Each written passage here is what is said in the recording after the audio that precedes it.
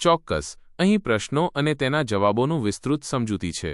42. વિલંબિત અભિસંધાન અથવા સહસામયિક ક્રમમાં નીચેનામાંથી કઈ સ્થિતિ જોવા મળે છે? જવાબ: BCSને પહેલા રજૂ કરવામાં આવે છે અને UCS રજૂ ન થાય ત્યાં સુધી CS ચાલુ રાખવામાં આવે છે. સમજૂતી: વિલંબિત અભિસંધાનમાં અભિસંધિત ઉદ્દીપક CSને પહેલા રજૂ કરવામાં આવે છે અને અનભિસંધિત ઉદ્દીપક UCS રજૂ ન થાય ત્યાં સુધી CS ચાલુ રાખવામાં આવે છે.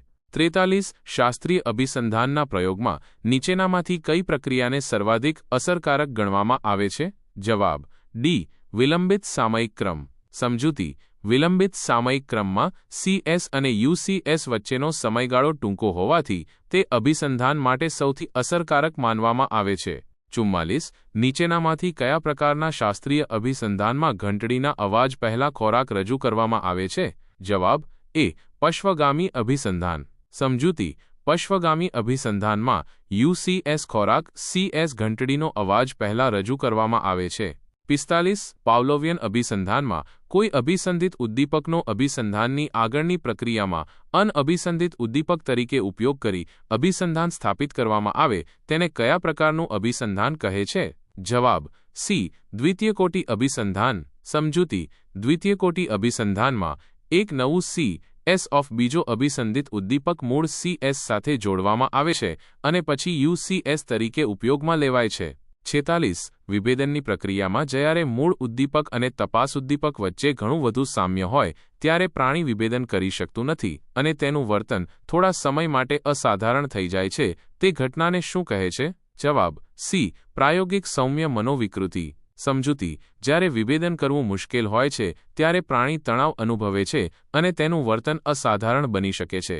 47. આંશિક રીતે વિલોપન સ્થાપિત થયાના અમુક સમય બાદ જો ફરી વખત ઘંટડીનો અવાજ કરવામાં આવે તો કૂતરામાં લાળઝરણ શરૂ થાય છે. તે ઘટનાને શું કહે છે? જવાબ: C. સાહજિક પુનઃપ્રાપ્તિ. સમજૂતી: વિલોપન પછી CS ફરીથી રજૂ કરવામાં આવે ત્યારે પ્રતિક્રિયાનું પુનઃપ્રાપ્તિ થાય છે. 48. શાસ્ત્રીય અભિસંધાનને નીચેનામાંથી કયું ઘટક અસર કરે છે? જવાબ: D. A, B અને C.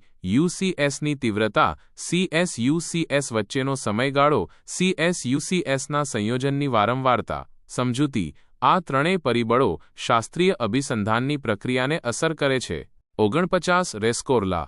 વેગનરનો શાસ્ત્રીય અભિસંધાનનો સિદ્ધાંત પાવલોવિયન અભિસંધાનની કઈ માન્યતાનું ખંડન કરે છે? જવાબ: D. CS UCS વચ્ચેનો સંબંધ. સમજૂતી: રેસ્કોર્લા વેગનરનો સિદ્ધાંત જણાવે છે કે CS અને UCS વચ્ચેના સંબંધની આગાહી કરવાની ક્ષમતા અભિસંધાન માટે મહત્વપૂર્ણ છે, માત્ર તેમની વારંવારતા નહીં. આશા છે કે આ સમજૂતી તમને